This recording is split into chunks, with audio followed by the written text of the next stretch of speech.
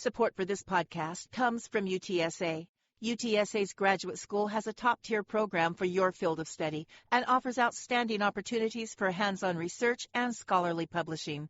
The academic community of UTSA features a world-class faculty, a professional development center, and mentoring programs to contribute to your future success.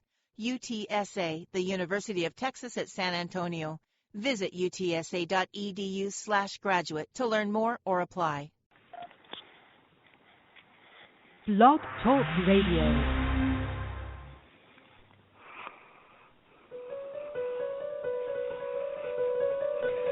It's here. Hello?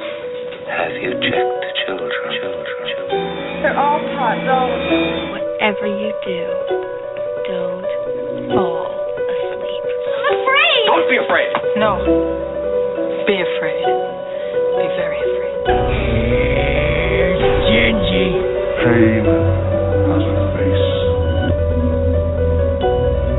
Allow me to show it to you. Gentlemen, I am pain. I met this 6-year-old child with this blank, pale, emotionless face. The blackest eyes. The devil's eyes. Have you checked the children? Have you checked the children? Hi, I'm Chucky. Wanna play? I think he's in trouble. Julie, this guy, if he can't take a joke, he stinks. When there's no more room in hell, the dead will walk here. Look, just a flesh wound.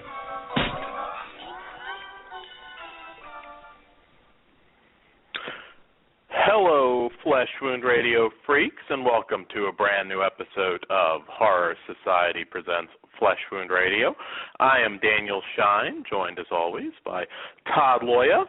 Todd, how goes today? All goes well.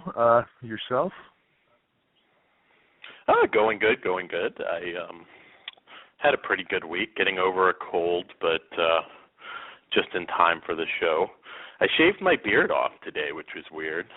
Kind of makes you look younger, which I guess is a good thing, but I don't know. My beard was getting really puffy. I was kind of looking a little bit rapey, a little bit Wyatt family, and I was like, nah, maybe I better shave this off now. So I did, and yeah, not an exciting week. If all I can lead with is I shaved.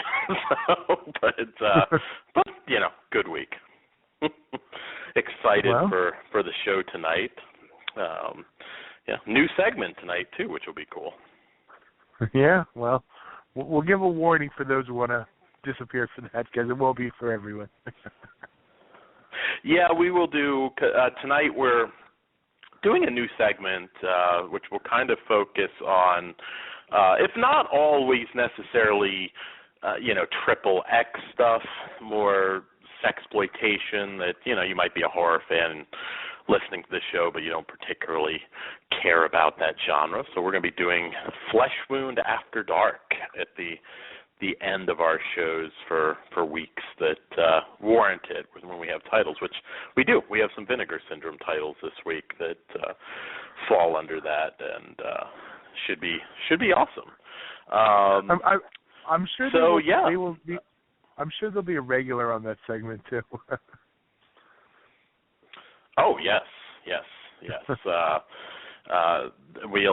We'll have all sorts of exciting things for that. In fact, maybe even a couple guests at some point that I think I don't want to spoil anything that may want to come on and discuss some of their work, but we'll see. It should be an interesting kind of new dynamic to the show.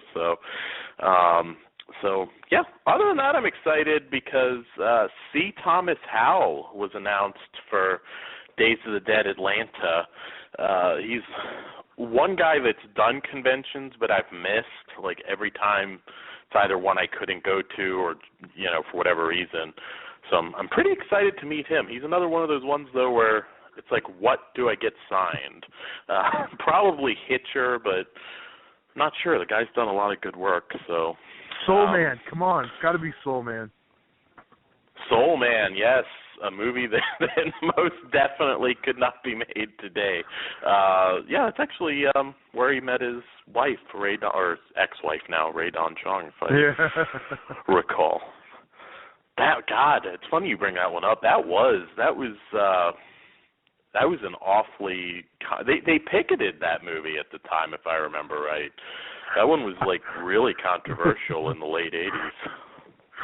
I don't even remember that. I was around. I just remember that shit was funny when I watched it. Yeah, I have to go back. I must say that's definitely VHS era for me since I've actually sat down to watch that movie. But I remember watching it. C. Thomas Howell's a really good actor. Yeah, I've got the Anchorman Blu-ray on that one. Or, sorry, DVD. I wish we had a Blu-ray. Isn't it on one of those awesome 80s discount bin packs or something, if I remember right, like 8 movies on the disc? I'm pretty sure, because the New World stuff ended up with Echo Bridge, I believe, right? Yeah, I recall seeing it. I'll have to pick it up.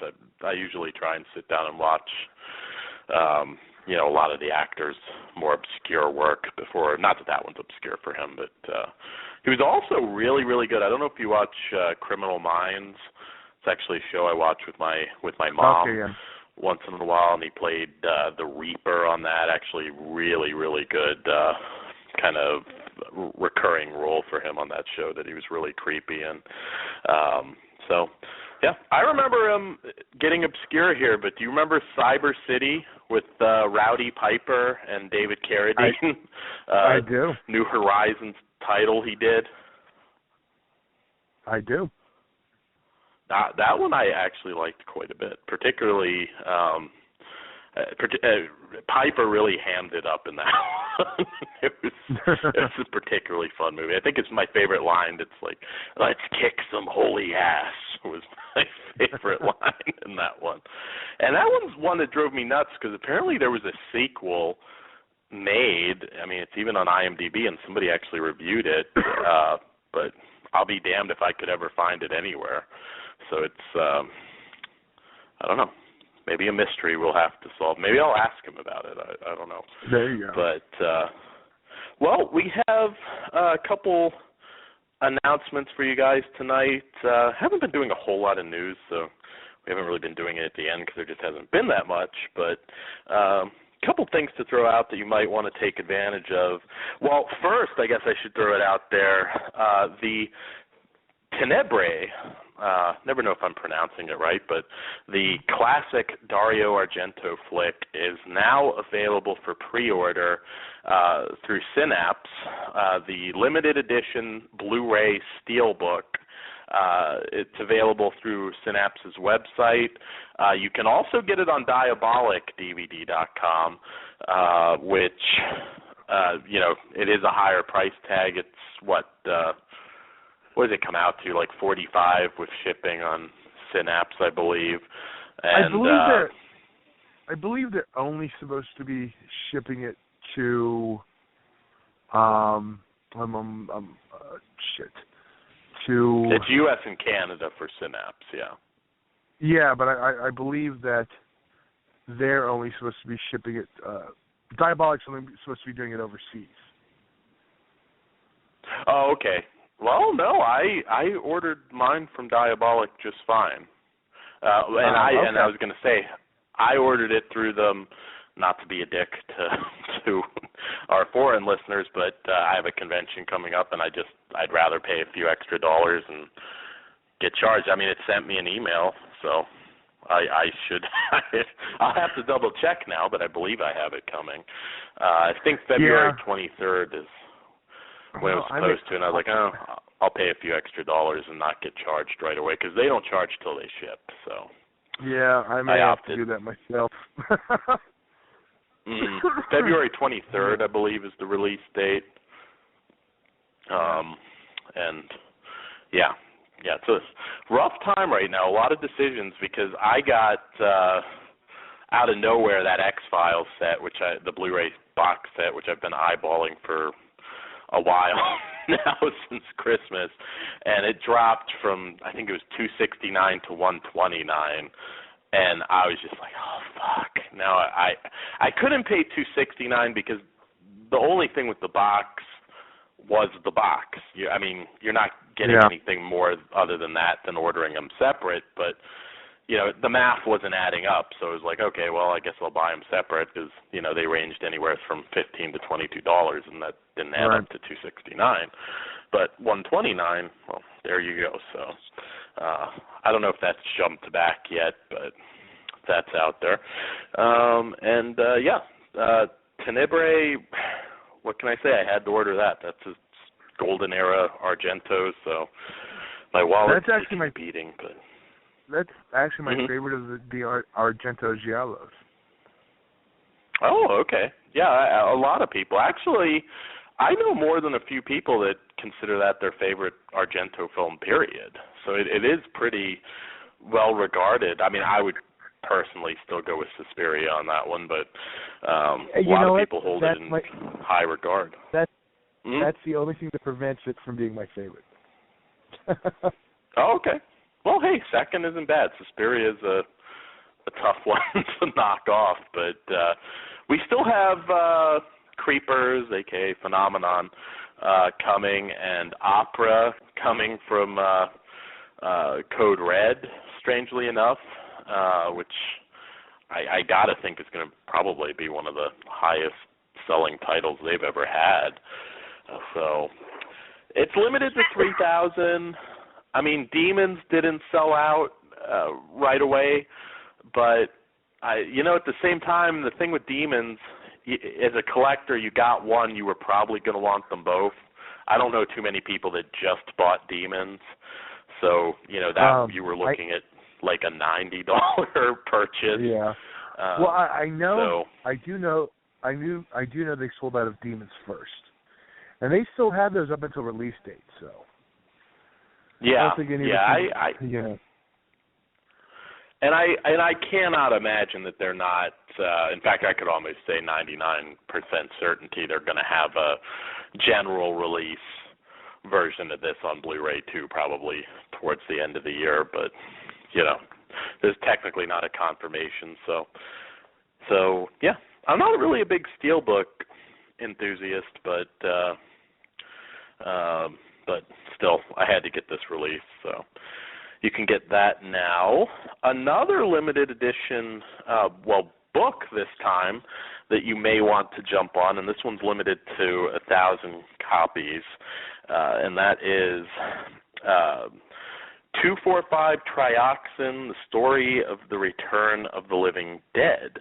And this is coming. You can order this on cultscreenings.co.uk, and it's from Dead Mouse Productions, and limited to 1,000 copies, 200-page full-color hardback coffee table book featuring interviews with the cast and crew of Return of the Living Dead, as well as hundreds of behind-the-scenes photos and artwork. This is coming from the same people that did the complete history of the Return of the Living Dead, which kind of chronicled the whole franchise, and some of the same people that produced that also did the Hellraiser 2 documentary as well as Fright Night. And they put this out to commemorate the 30th anniversary, and a lot of new interviews. So I'm a little tempted on this one too, but I think it comes out to about $50 US. If I'm converting the currency correctly. But again, you can get that on cultscreenings.co.uk.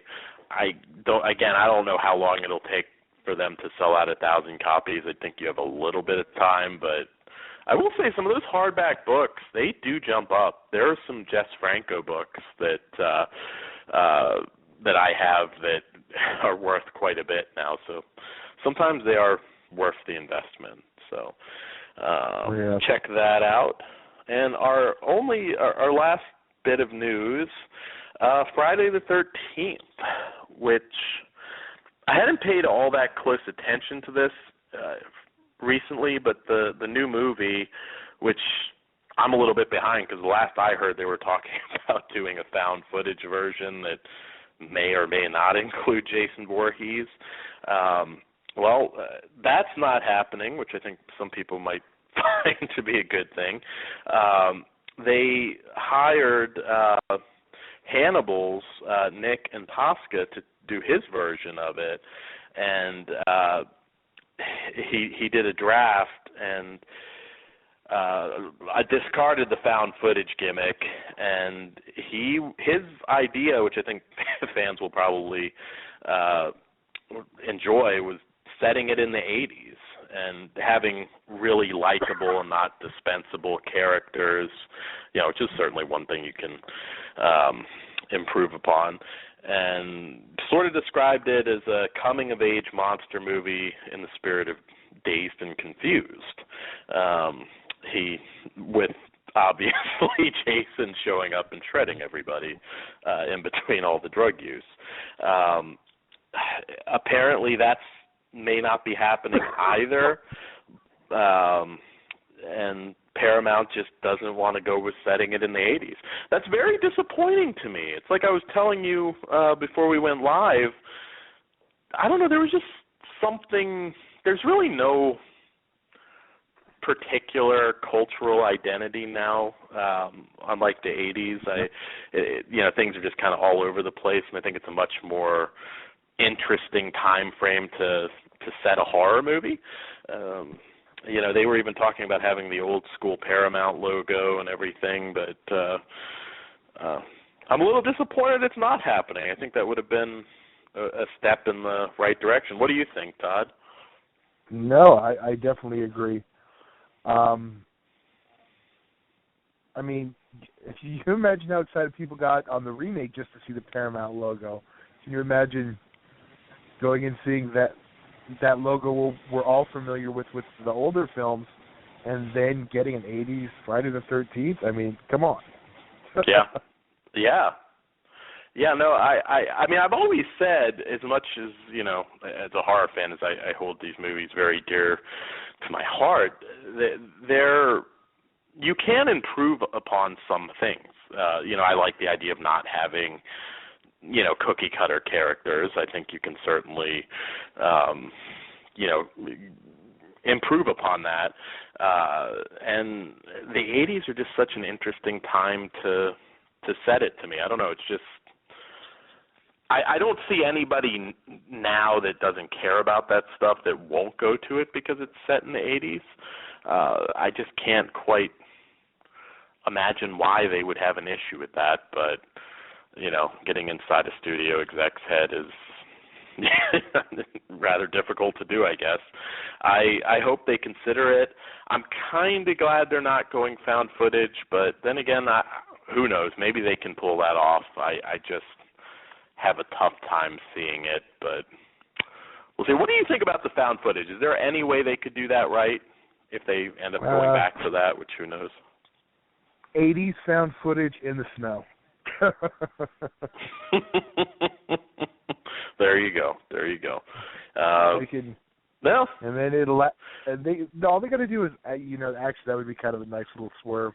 They open it with that, someone with the old school brick camcorder, the Jason, whenever they're following, he just grabs it, smashes it, kills them with it, then they go into regular footage. That'd actually be kind of cool. There you go. There's your found footage. Right. Now let's get into a proper Jason Voorhees flick. Yeah, but that would I don't know. I kind of feel that would actually be funny, kind of like an FU to the found footage, and just we're going old school with Jason. Yeah, there you go. That's actually a great idea, Todd. They need to talk to you. All right. We're gonna have to delete this show now so I can keep this idea. Yeah, I mean, I'll go and see it no matter what, but I just hope they really think this one through. I've said before, I don't mind at all if Friday the 13th went the direct-to DVD Blu-ray route at this point, because I think that would allow them to just give people what they want to see.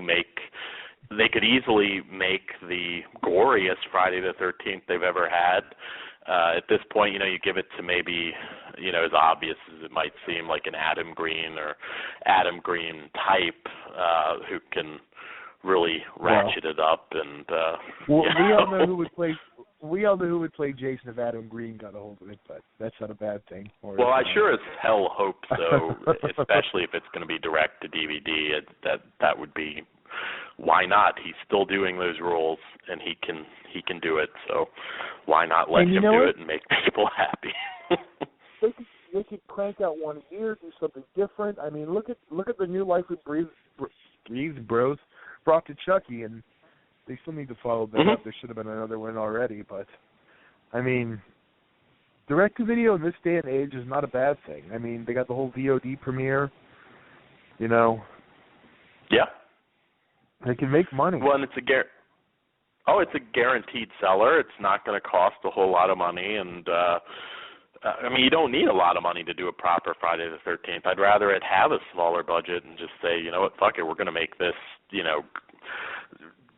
epic, truly unrated kills, gratuitous nudity, and just give people what they want. I mean, Friday the 13th is not a overly complicated franchise. At the end of the day, if nothing else, we're going to be satisfied by having the proper feel, let Jason be Jason, and give us the blood, gore, and at least some tits. I'm just saying some. So hopefully they'll give us what we want. But there you go. It's still in development. Right. Who knows where it's going to go? But I do have one cheap plug. Shocker. Sure. Last week we had on Kyle Wilde and Danny Monchichi Ramirez, and we were, well, among other things, promoting a UEW event, but also the Wild and Lunch Super Show taping. And it just went up 20 minutes ago. We have the Wild and Lunch Show episode 3 with it's actually a double episode. It's a longer one with very special guest, UEW's Homeless Jimmy, XPW's Chris Kloss, the 2015 W3C winner Max X, UITV champion Human Tornado, and the one and only Manny Peoples, plus musical performances by the man God, Russian Roulette with Eggs, and a special award presented by an MTV producer. Excuse me, I'm a little under the weather. But it's available free on YouTube right now. And I'm sure there will be, I believe there's already a direct link to watch the episode on Flesh Wound Radio in the group. So check it out. Awesome, awesome. Yeah, definitely check that out. And, I know you guys had an exciting show recently, so I'm very curious to listen myself. Okay, well, without further ado, I guess we'll get into our reviews for the evening.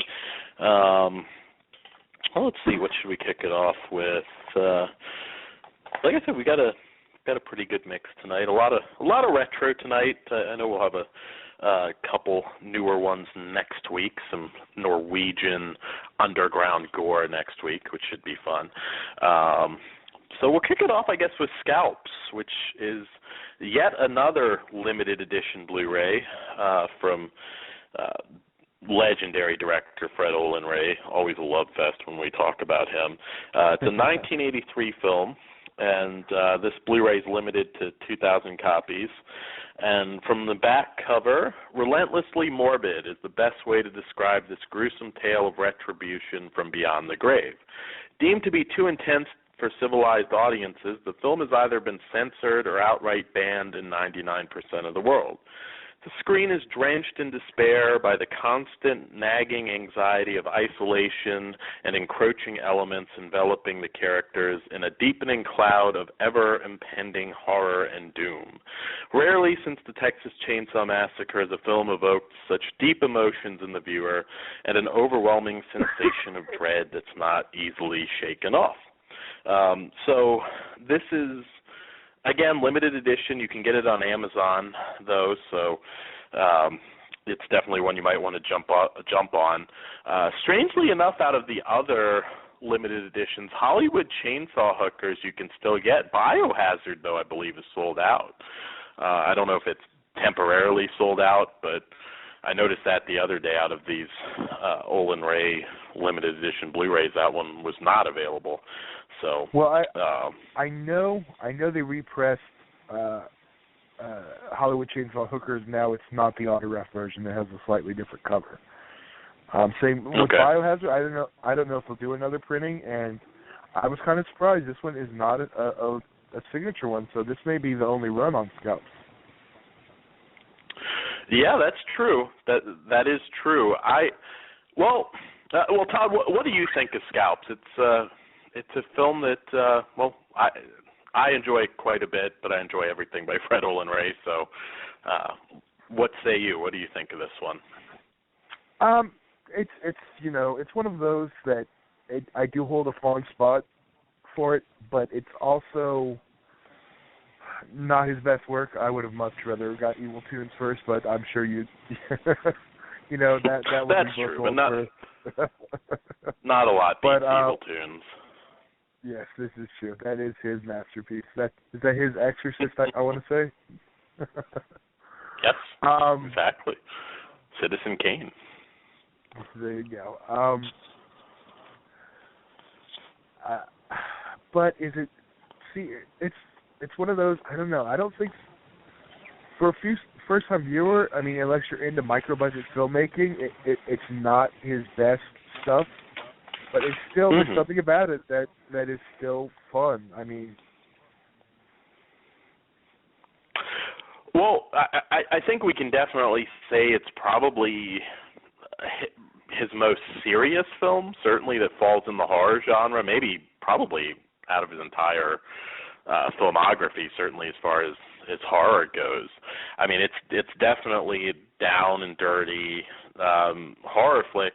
It is, I mean, it's very, at times it feels very amateur.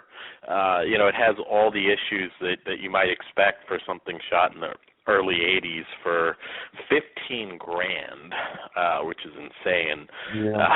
Although he made Alien Dead for $12,000, so that's why the guy's still working. He can put stuff out for very cheap. And apparently this whole movie came about from a conversation he had with Don Jackson, another notable exploitation type director, on being able to make the cheapest movie ever, and that's what he did with Alien Dead, and this he made for right around the same amount. The extras are very worthwhile on this as well. He talks about shooting at Vasquez Rocks, which without a permit, and of course he got shut down. Wasn't as lucky as some people. And also starting a bit of a tradition for him, always having a star, even if it was a faded star in his movie. And this one, that's Kirk Allen, who, of course, was the very first person to play Superman way back when in a serial. And, I mean, you get the sense that even he's not, totally fond of the movie, in the sense that it's certainly not his calling card. I mean, you mentioned Evil Tunes, definitely one of my favorites from Fred Olin Ray. I can't wait. That's probably one of my most anticipated releases this year. But at the same time, there's something about this. As cheap as it is, it still has that feel to it. It's almost more of it feels a little bit more like a 70s vibe, truthfully, than like a golden era slasher vibe that it came out in. And there are some scenes that actually really work. I mean, the whole scalping, there's scenes where it actually feels eerie, which is very hard to pull off on a movie with no money. What little this had, I'm sure, went to the couple notable names that had small roles. I mean, there's stuff you can look at and pick at, the strangely white-looking Indian that warns them about digging in the convenience store. there's a lot of mistakes there, but it's one that the cheapness kind of works in its favor.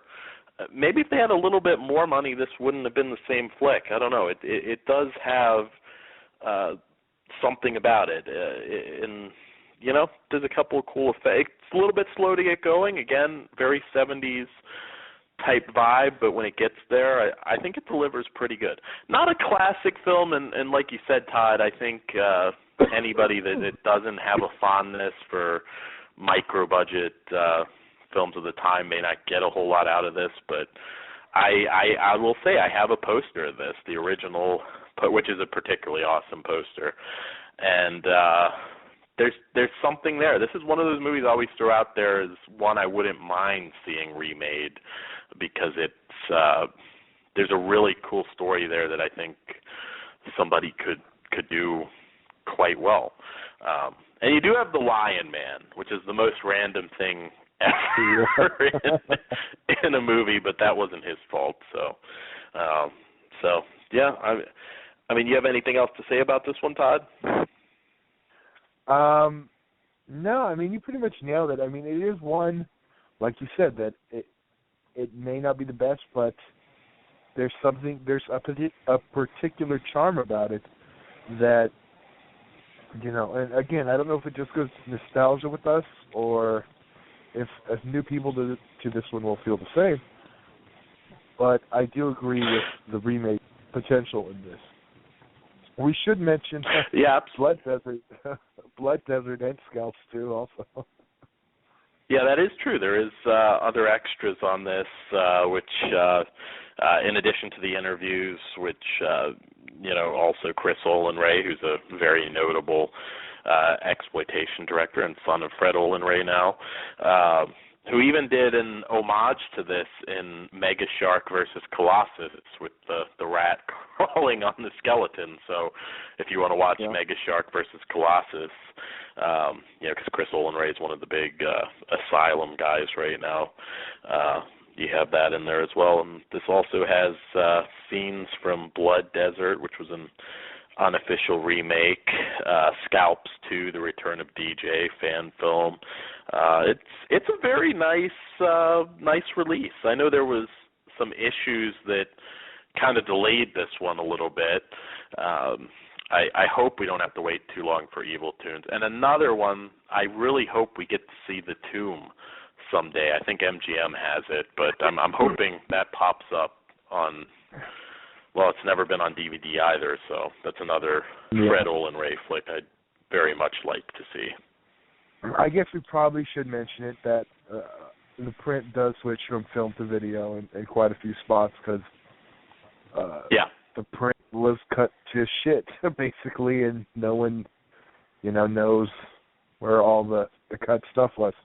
But the print, I mean, it's from I don't know if it's from 16 or 1635 blow up. The print is pretty smooth, but it's obvious it was shot on 16.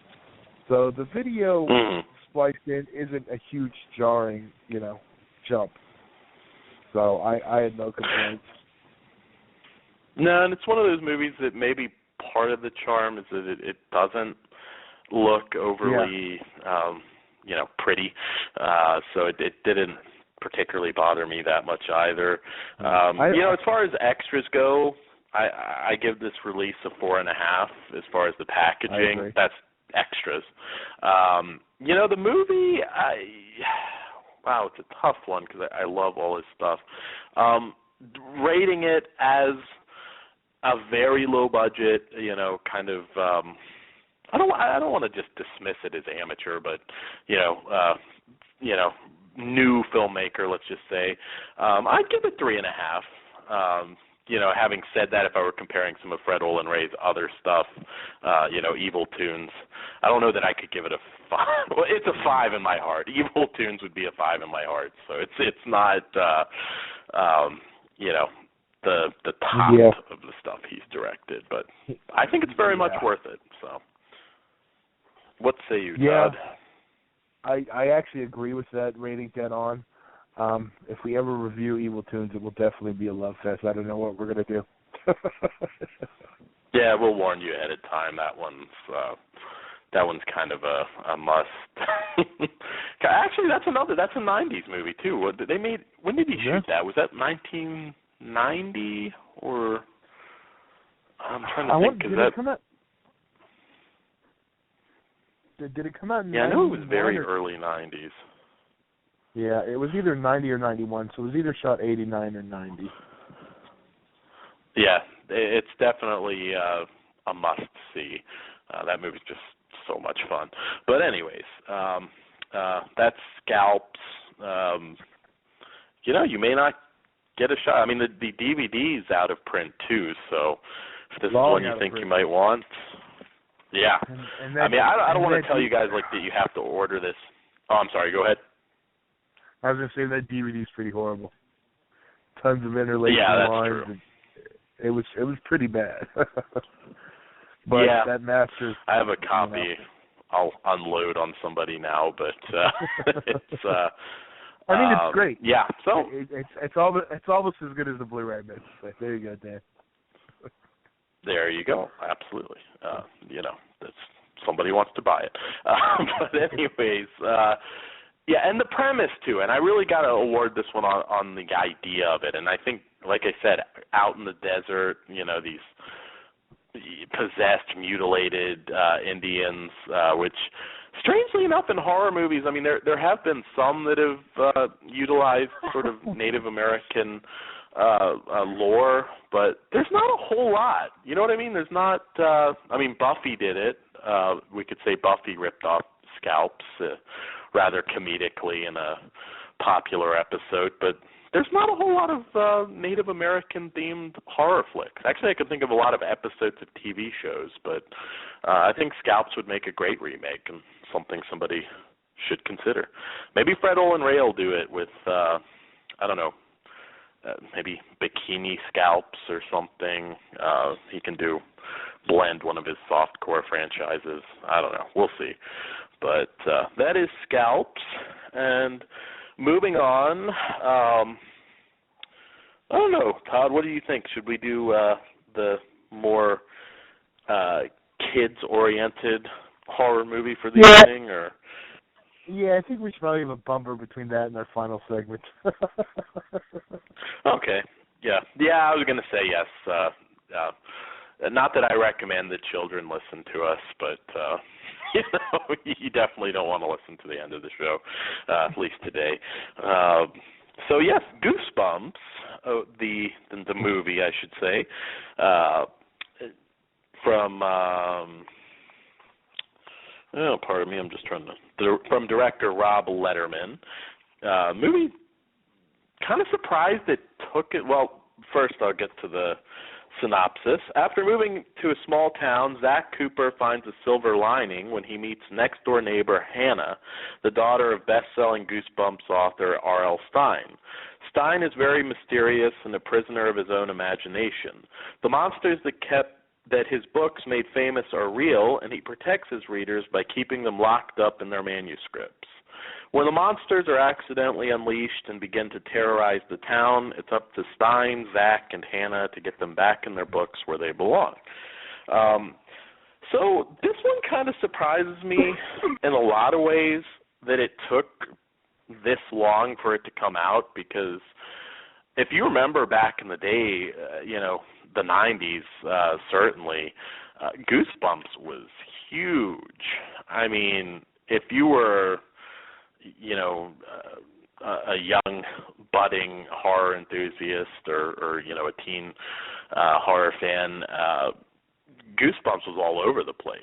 It was just something that was a huge phenomenon in the 90s and into the early 2000s. I mean, you could not go anywhere where you wouldn't see a kid with a Goosebumps book, and I think it's a very influential brand, because I know plenty of people who say they became horror fans by starting with Goosebumps, or oddly enough, Alone in the Dark, or no, not Alone in the Dark, Are You Afraid of the Dark, another one that seems to come up for a lot of people. I'm sorry, thinking Jack Palance slasher, not low budget Canadian horror for kids. How do the kids not all love Jack Palance? Come on. There you go. Yes, you get to see him yell at Chevy Chase and Cops and Robertsons too. The kids like that one. But it's amazing to me that this one took so long, because I kept thinking, shit, if they released this back in the late 90s, I mean, this would have been a huge blockbuster.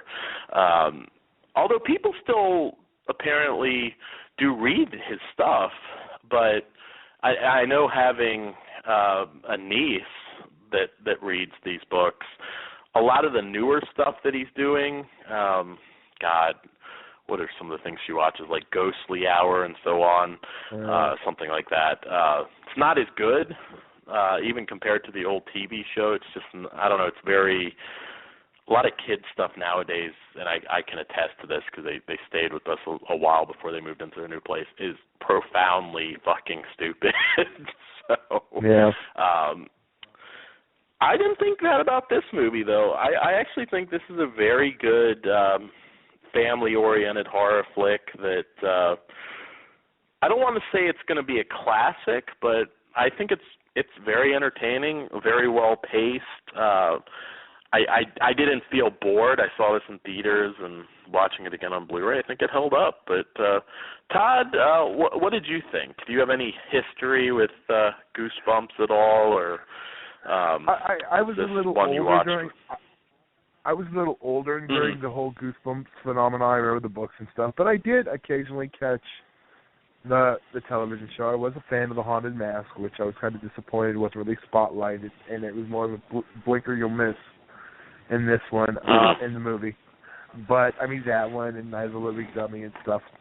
But I'd seen enough of it here and there, too. You know, it was a cool little show. I mean, it wasn't, adult in nature, and it was a good gateway product for the youngsters.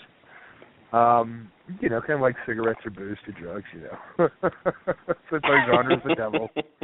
Might as well use that comparison. Before you know it, it'll be Vampiros Lesbos. There you go. Hey, it happens. It does. Because I'm not a huge Jack Black fan, to say the least, so I was kind of like weary going in with him in it. But he actually was, calm, I guess was the right word for him. He didn't come off way too over the top for me. I thought it was really cool. I did watch it in 3D, of course, because I am the 3D horror buff. And I thought it was really cool. Not as close to the source material as, most people. And I know a few people who were kind of disappointed, who were really, really fans of the older stuff, but I know quite a lot of people, my age that really did enjoy this, too. Yeah, it's definitely something I think you can sit down and watch with your kids or nieces in my case, and not feel like you want to blow your head off like some of the Disney Channel crap they have nowadays. Yeah, I mean, I never even really read the books, truthfully, but they were always there. My brother, I know, was into it. I mean, I was younger, but I kind of made the jump to more explicit horror pretty early. So I didn't really read these too much, but there was no boobs in Goosebumps, so you had to move on. Yes, that's true. There were no boobs in Goosebumps. They could have. I don't know. They could have come up with something. I think, but just wait. One thing I will. I said, just wait. Don't worry. This ain't Goosebumps 3D. It'll be coming soon. God, though, that'd be an effects-heavy porn movie. But they could get a midget to play Slappy, and I don't know how they'll do the. I don't know how they'll do the praying mantis, but I don't know. You could get a big, burly, hairy dude to maybe be the. Yeah, he could be the abominable snowman. Just kind of paint him white, and it could work. I think at this point his body hair is probably white, so it kind of works. There you go. Exactly. Just have him like. I don't know. The thing about Goosebumps, though, it's always like kids that are doing the So it could be I don't know, maybe a bit of a creepy porno because it's always kids as the heroes. Goosebumps goes to college. Is that better? There you go. Yeah, that could be a way around it. I don't know.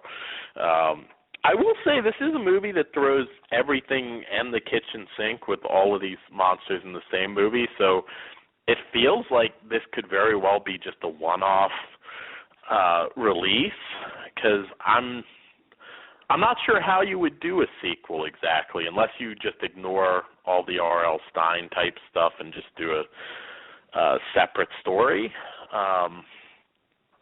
So I'm not sure. I mean, the sequel tease, I can't exactly see them coming back and doing an Invisible Boy Goosebumps movie. It just kind of feels like, well, we just had like all of these monsters in this. It's kind of what happened with Avengers, to use a mainstream example. It's like you're fighting this unstoppable force, and then in the sequel, or in the next Iron Man movie, Robert Downey Jr. is all burnt out and afraid of Ben Kingsley. It just doesn't, you know what I mean? It's hard to take it as seriously, but I don't know. I don't know if this will rank for younger horror fans like The Goonies or Teen Wolf or what have you, kind of ranks with us, but for a kids movie, I got to say, I think they did a pretty damn good job. Very likable characters. Can't say I was annoyed by the younger cast, which is always really nice. The one dorky kid I see playing the same basic role in a sex comedy very soon. Kind of a new American Pie, because he pulled it off pretty well. We I don't know. We'll see. We need another Last American Virgin remake. Yes. I finally got that on Blu-ray. It's a disappointing Blu-ray, but I do love that movie. Sorry, I had to get the Arrow one. Oh, yeah. That's not, though, region-free, is it? It is definitely not. Okay, yeah, I was going to say, I thought that one was locked. I don't know, Last American Virgin was one of those canon titles that I think really benefited from the influence from the producers and kind of being a very unique film. That's another one I kind of see you could remake it, but then it would be a little more standard. But I don't know. We'll see. But as far as kids' movies goes for this one, God, it's a tough one to rate because again, I am rating this in the realm of kid-friendly horror flicks. Although I bought this myself, so I enjoyed it enough to consider it a good movie on any scale. But as far as kids goes, I have no problem giving this one a 4 out of 5. It's not perfect, but all the characters were likable. There were a couple funny gags. The only thing I guess I could really criticize it is you did have a lot of these monsters, so you didn't get to focus a lot of time on any one of them. So that might be why some people are complaining, but it's a lot better than anything that I've seen my nieces watch. So 4 out of 5 on that scale. I'd agree. If we're going on a kid scale, I'd say especially for a modern film. See, I don't even want to rank it as a horror film, because it's good. It's hard to do that with something like this, because if you're looking for, Last House on the Left, is going to get like a 1, you know what I mean, or a 0. That's true. R.L. Stine doesn't make anybody piss their pants in this or anything, but I don't know. Maybe Slappy could have done that though. You could have gone a little more sinister with him. Maybe you'll get your rapey Goosebumps movie, Todd. I know you want it, and who knows? Maybe it'll happen. Probably not, though. So that's Goosebumps. Should we take our musical break now? Let's do that. Okay. All right, tonight we... AKA piss break, AKA I need to grab a corn dog. So there you go. Corn dogs tonight, okay. Yes. Well, you caught me off guard, so I'm kind of stalling while I get to our studio. Tonight we have something a little different. Just to mix it up, we have a song inspired by the genre, something not in our normal thing, but you will hear the very obvious horror music inspiration. This is Doomsday Productions with Red Rum. We'll be back in 4.5 minutes, man. Go make some Hot Pockets. Sweet.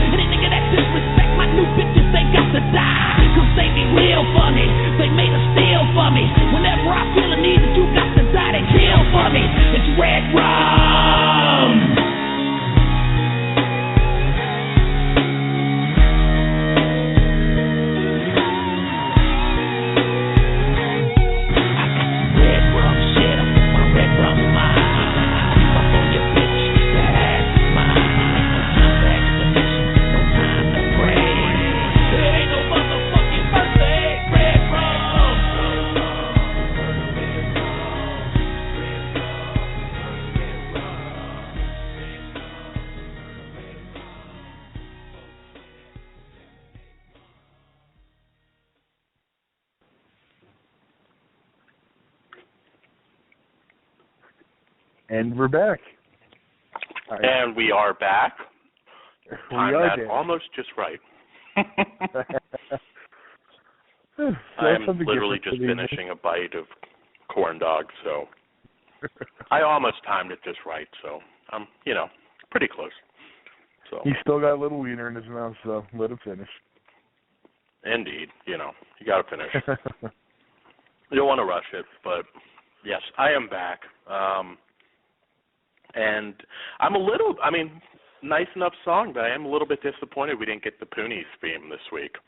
You know what? I was going back and forth if that was going to be our intro this week, and I did not have time to convert the file. Well, I that's told okay. you I should be surprised. I told you I'm not going to tell you when it's coming. It's just going to happen. It will happen. You will get the Poonies theme. I kind of played it for you guys last week, but you'll get a proper file of it. I'm trying to find the flick first. I'm trying to find the film. Yeah, I would. And I wish, because like I said, it's 85, and I just don't remember how it was shot. I didn't have a sense of that when I first saw it. So I will say, the Poonies, Vinegar Syndrome, you got to do it. We're reviewing a Ginger Lynn title from just a year earlier tonight, so Poonies has got to happen. So hopefully you're listening. I'm just trying to find it so I can watch it. There you go. I don't think it's ever been released on DVD because I haven't looked in a while, but I've never been able to find it, which would probably... I tried looking. I was even looking for VHS. Yeah, well, which would probably bode well for Vinegar Syndrome putting it out, because it's not something that you could find easily. Like I could say something like Cafe Flesh, but you can get that. The Poonies is difficult to find, and it's not a Tracy Lords title that we'll never see or anything, because I don't remember her being in it. So hopefully somebody can make that happen. I don't know. Vinegar Syndrome would certainly be the number one. Maybe we'll finally get this Goonies follow-up, and that'll kind of spur them to release the Poonies. But anyways, I do have a solo review. Well, you didn't go and see The Boy, right, Todd? I did not. Okay. Well, I do have a solo review for The Boy, which I guess I should specify is not the Scream Factory title coming out. This is the Lauren Cohen theatrical release, which came out, I guess, last week, I believe it was, and kind of had that stigma of being a January horror release, which for a lot of people means a dump release. And I've found sometimes that's true, sometimes it's not. It doesn't always necessarily mean that it's not a quality flick. Sometimes it's just something they're not as confident in terms of box office. The Forest was nothing special, but it was a decent little film. The Boy, which I know all of you have seen commercials, but just the basic synopsis first. Greta, played by Lauren Cohen, is a young American girl who takes a job as a nanny in a remote English village in order to kind of escape a recent abusive relationship. She finds out that the family's 8-year-old son is actually a life-sized doll that the parents care for as though he was a real boy, as a way to cope with the death of their son from 20 years earlier. After violating a list of very strict rules they lay out for her, a series of very disturbing events bring Greta's worst nightmare to life, leading her to believe that the doll is actually alive. Well, this one, for me, was definitely not a January dump title. In fact, I do encourage people to go see it. I'm trying to think how to do this review because there's more to it. I mean, I love the whole concept at the beginning of her showing up, and there's this old couple who, great performance that or literally acting like this is a real boy. Why would she even be confused? Because, of course, at first she laughs like it's a joke, and, they don't even understand why she'd be laughing. So it's a very creepy premise. Obviously, little things start to happen, and she starts to believe that the doll's alive. There's a love interest played by Rupert Evans of Hellboy fame, who does kind of the grocery boy that comes into the mix, and they did a really good job. At one point, they introduced a rather obvious twist that I'm glad they didn't go that direction. There are some comparisons you could make with this one to other films at the end of the day, by the end of the film, but it was surprising within this type of film, the context they were kind of going for. I thought it managed to be very creepy. Lauren Cohen, of course, if you don't know Maggie on Walking Dead, I think has a real star presence. I could really easily see her having a pretty solid movie career if she wanted to go that direction. I didn't. I thought it was kind of funny her playing an American woman, kind of going to the UK. That was kind of amusing to me. But this one, like I said, it has a twist that I wasn't expecting them to go that route, and very creepy film. It had atmosphere. It's not just a jump scare flick. It had the atmosphere there, which is, of course, very important and something that's lost on a lot of modern day filmmakers and films. I really liked it. I really think it's worth going to see. I think you'll enjoy it. From what I understand, apparently this might have been planned as an R-rated film at some point, although it's not. I don't know, I imagine that must have been abandoned fairly early on, because it's not really a gore flick about like a doll bumping people off or anything. So, you can draw some comparisons to some other films, but like I said, it was definitely a surprise for this film, and it kept me glued to the screen. I really enjoyed it. I really can't think of too much bad to say about it. It's another 4 out of 5. It's a great flick that, like I said, supported in theaters. It didn't have that same old crap vibe that, a lot of more, paranormal, supernatural Hollywood flicks have, where they're not always necessarily bad, but they're just very forgettable. They're there. They're the type of films you forget about 2 weeks after having seen it, and I didn't get that from this one at all. I think it's a really solid release that people should check out. So that is The Boy in theaters now. And, moving on to our next film, which kind of starts the Vinegar Syndrome block for this evening, although this isn't Flesh Wound After Dark yet. I suppose it could be, depending on some people's standards. It's not exactly Goosebumps by any means, and that is Luther the Geek. Excuse me, Luther the Geek, which of course is a very notable Trauma title coming out on Blu-ray through Vinegar Syndrome. And from the back cover, one night when Luther was a boy, he discovered that there was something different about him. He enjoyed the taste of blood. Following in the footsteps of others like him, Luther became a geek, a deranged man who bites the heads off live chickens in exchange for booze or money. Now, decades later, Luther is about to be paroled from prison and is ready to return to his hometown, fitted with a set of razor-sharp metal teeth and an unquenchable thirst for human blood.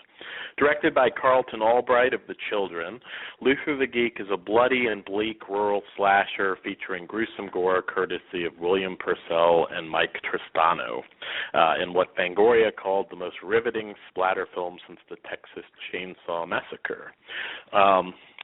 So, Luther the Geek, Todd, how does this rank for you among films that Trauma either made or distributed that came out on their label? I was going to say that the film Strowman made, that's a whole different ball game. Out of their pickups, I block them all together. If it had their label, we'll judge them all. I can definitely separate them. I can tell the Lloyd Kaufman stuff versus everything else. It's definitely a style. Oh, yeah. It's pretty distinct. Yeah. Out of their pickups, this is probably one of their best, in their top 5 for sure. I mean, you got this, you have Christmas Evil. Those are two. Blood-sucking freaks, of course, number 1 for me. Yeah. Is that I want to say that's an in-house trauma though, but I can't. Not 100% on that one. No, that's a pickup. You're right. It's a pickup. That's a pickup. Yeah, that's another one. I know if I don't say it, Chris will get mad. Dead dudes in the house. I am not. There you go. I'm not putting Cannibal Confederates in the whatever the hell. Curse the Screaming Dead in there. I'm not. Sorry, Chris.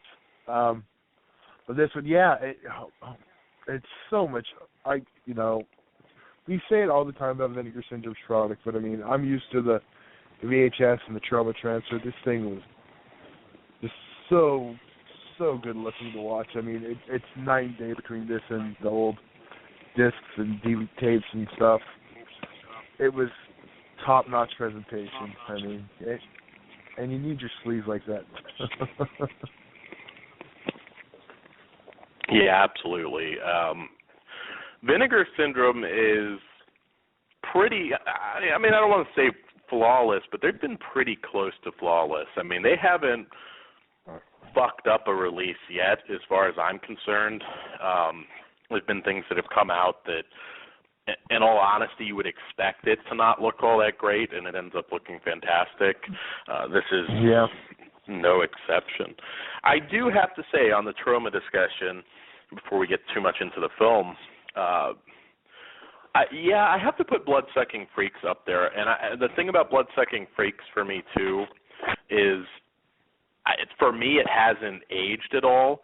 Like, that's a film that I can still show somebody that doesn't necessarily have their heart set in the 70s and 80s classic horror films, and they'll still be like, whoa, that one holds up. That's still pretty fucking disgusting even now. So that one I think will. And then you got to figure out which cut to show them too. Yeah, that's true. Yeah, that one holds up pretty well, and of course, I'm a big fan of their in-house stuff too.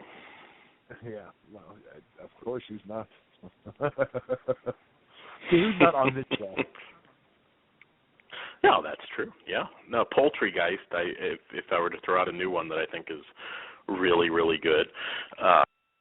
Actually, I like Poultrygeist a little bit more than some of their other recent in-house stuff, but I don't know, maybe that's a topic for another day. But Luther the Geek, another film that was really interesting, because I remember reading about it, and you had some people that felt it was a horror masterpiece, and others that thought it was just a stupid,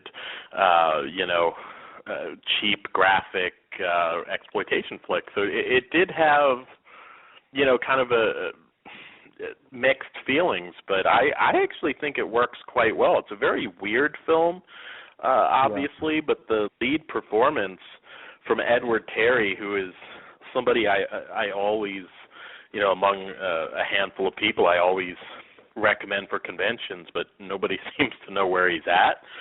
He's kind of gone the way of Burial Ground's Peter Bark, where just nobody can track him down. But his performance in this, it was very, very unsettling. You know what I mean? Like some of the, and clucking like a chicken, it might sound silly on paper, but there was something very unsettling about this. I think very similar to Scalps in a way where maybe it shouldn't get under your skin, but for some people it did. It's not a perfect horror film. There are some questionable moments from the characters, because Luther feels like certainly a somewhat intelligent killer at times, but then he has a moment where he just decides to go on a joyride on a character's bike when he was kind of trying to remain hidden shortly before that. So it kind of had some of those goofy type moments, but overall it works. What can I say? It's a film that the gore they had, I thought, came off really good.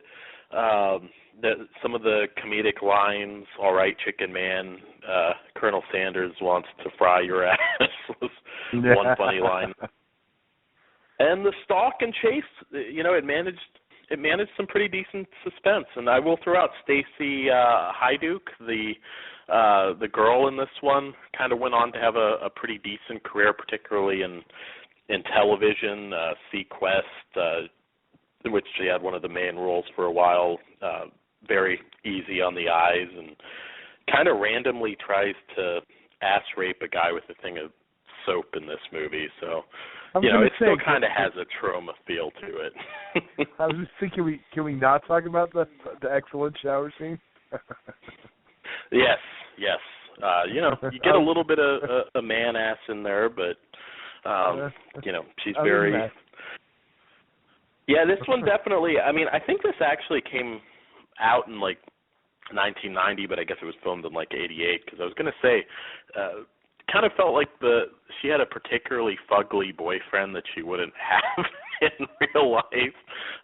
It seemed a lot easier for kind of fugly, homely looking dudes to get hot chicks back in the 80s and 90s. Well, 70s and 80s, I was going to say. I was going to say, he let her put the soap in weird places. Yeah, that's true. Yes. That's true. Well, not a lot of people would do that, so maybe that's why, it worked for him. But, Todd, I mean, so does this rank really among your favorites? Fuck, this is the one because I do really like it, but it's a hard one because I'm stuck between 3.5 and 4. I don't know if I'm rating it on a scale, but it is a really good, fun flick. I mean, if you like the stalk and slash genre, I definitely say it's a 4, and it's one of the better ones. It's not necessarily a prototypical one, because you do kind of get to know the killer before anything even pops off. So it's different in that way. It's not a Jason where you just kind of he's here fucking shit up. I don't know, but I mean, overall package is a whole different story. I mean, who cannot love a package that includes the extended shower outtakes? I know, that gives it a 5 as far as the package goes. I will say, Edward Terry, if you're out there, we'd love to hear from you, but I don't think anybody's been able to find him, because I remember even back in the early 2000s recommending him for conventions, and it's like, his name actually does pop up a lot. I think I even talked to Tony Timpone about it at one point, and he said it's just one of those people that nobody really knows what became of him. So, I mean, this one. Oh, go ahead. I was just going to say they couldn't find him for the Trauma Disc. They couldn't find him for this one. I don't think, if he is found, he doesn't want to be, or it's one of those things. I was going to say we'll maybe it's another mission for Chris. If Chris can track down pretty much everybody involved in Video Dead, we're just going to give him a mission. You just got to find Edward Terry. Just him. We don't need anybody else from the film. Just find Edward Terry. We'll give that one to him. This one holds up really well for me. Not as gory as I remembered it being, which you could kind of probably say that about a lot of films, but there is definitely that disturbing vibe that's very prevalent in spite of not by any means being a perfectly made movie. I give it 3.5. I kind of almost leaning towards 4, but I don't know. I give this one a 3.5.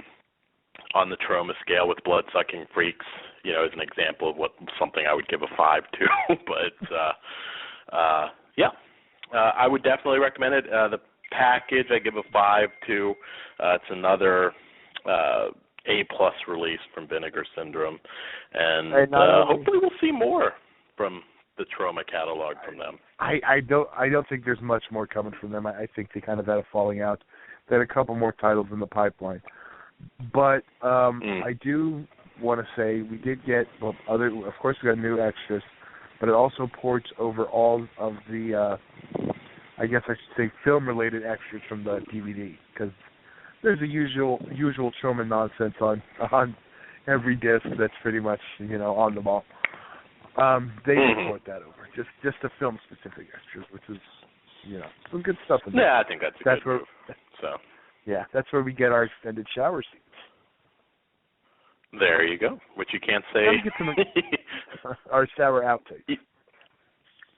There you go. You think Stacy Haiduk is like somewhere just really pissed off about that right now? God damn it! It's like, I have to confess, I didn't actually watch that yet. I was kind of down to the wire, so I didn't get to watch the extended shower scenes. But I will have to. What does it show? A little bit more, I take it. Well, no, I'm sorry. It's like the outtakes. So it's everything that they filmed for it. It's like 8 minutes. Oh, okay. Yeah, I'll definitely check that out. Yeah, she's like I said, she was on a lot of different TV shows, so she had a pretty solid career. And Edward Terry was also in another Trauma pickup, The Children, which is very worth picking up. What does Vinegar Syndrome still have from Trauma? Or do not you know? The Children. Oh, jeez, I remember hearing, and off the top of my head, I don't remember. Gotta say, I trust them in Vinegar Syndrome's hands more than Trauma, because Trauma's had a not very stellar record with some of their Blu-rays. In fact, there's a lot I haven't even picked up yet for that very reason from Trauma. Well, the Toxic Avenger stuff you're safe with, because that was all the whole series, because I believe Vinegar Syndrome are the ones who scanned those. Mm-hmm. Wasn't it the second one, though, that Trauma botched for the Blu-ray? They did. They fixed that. I do have the fixed one. That was actually... this is why sometimes you... So I take it I'm safe if I buy the whole collection Blu-ray? Yeah, you should be. Which actually annoys me, because I bought them separately. And I bought the first one, but, I was kind of like, just get the whole collection. I know, I want that damn box. That's what annoys me. That's hard when you bought them separate, though. I know. It is. Sean has to have a super sale or something. Yeah, that was, this is why I said it's sometimes you need actual paid employees in your offices versus interns, because they bought Toxic Avenger 2 by accidentally encoding it in 480 instead of 1080. Yeah, that's... Well, and that wasn't the only one, though, too, because, they fucked up Rabid Grannies. Wasn't a fantastic release either. I haven't heard anything about, like, Trauma's War or any of those, so I'm assuming they came out okay. Like I said, I haven't bought a lot of them because I've just been kind of... I have. Trauma's War, it's kind of a rough print. I guess some people aren't happy with it. I have it, some people said there's some micro-blocking, but it's actually one of my more picky friends. I haven't sat down to watch it. I spot-checked it. It looked decent enough, but until I watch it, I won't know. Class Nukem High was pretty much... Class Nukem High 2 was pretty much perfect. I have not watched the third one. I have that. Pro Wrestlers vs. Zombies was good. Did you watch... No, you only ever watched... Have you watched that yet?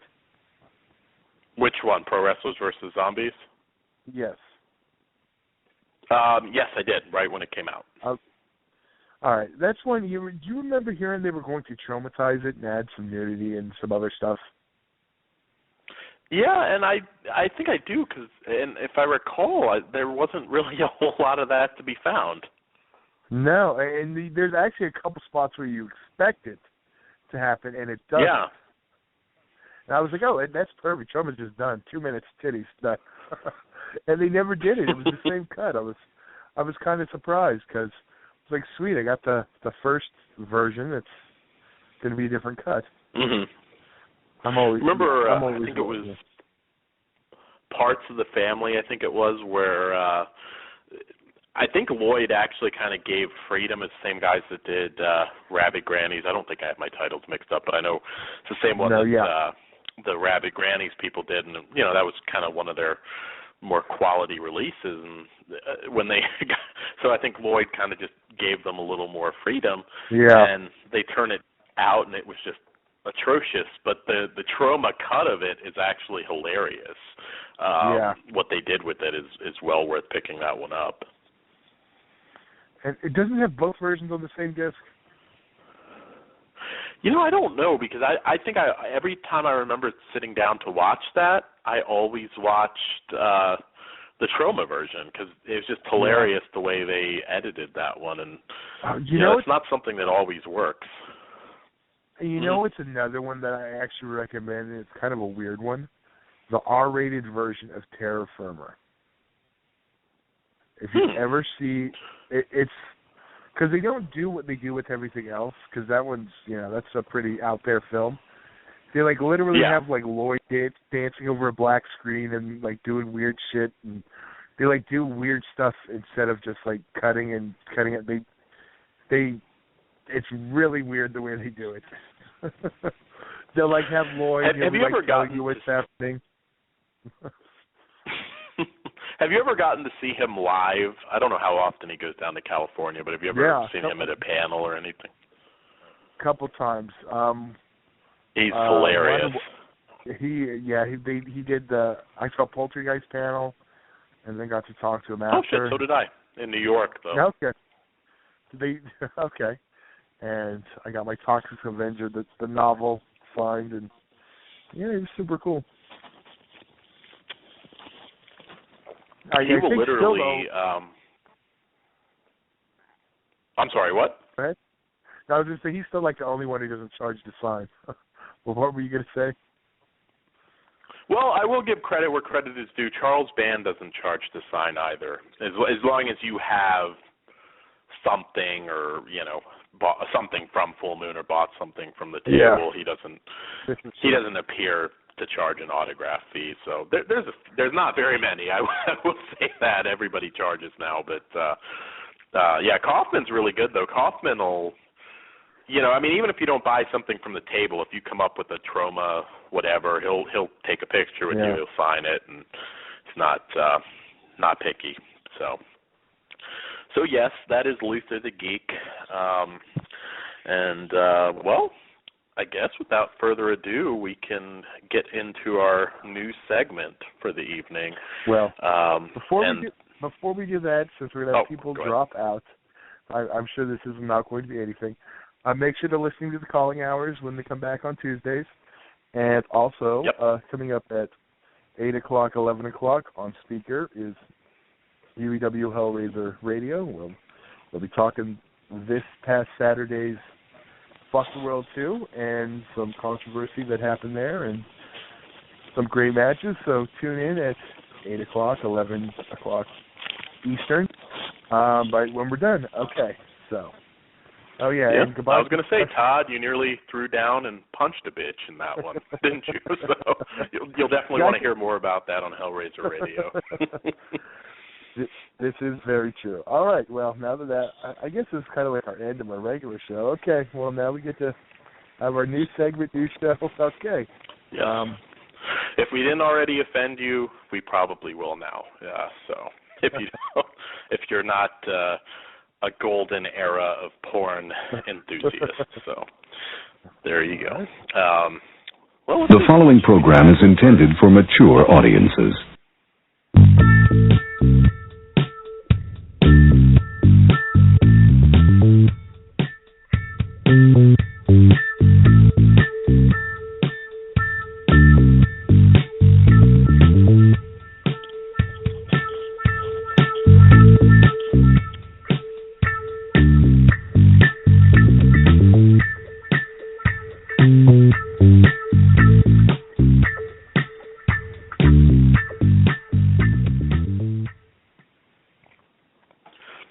show. I forgot we had an intro for this.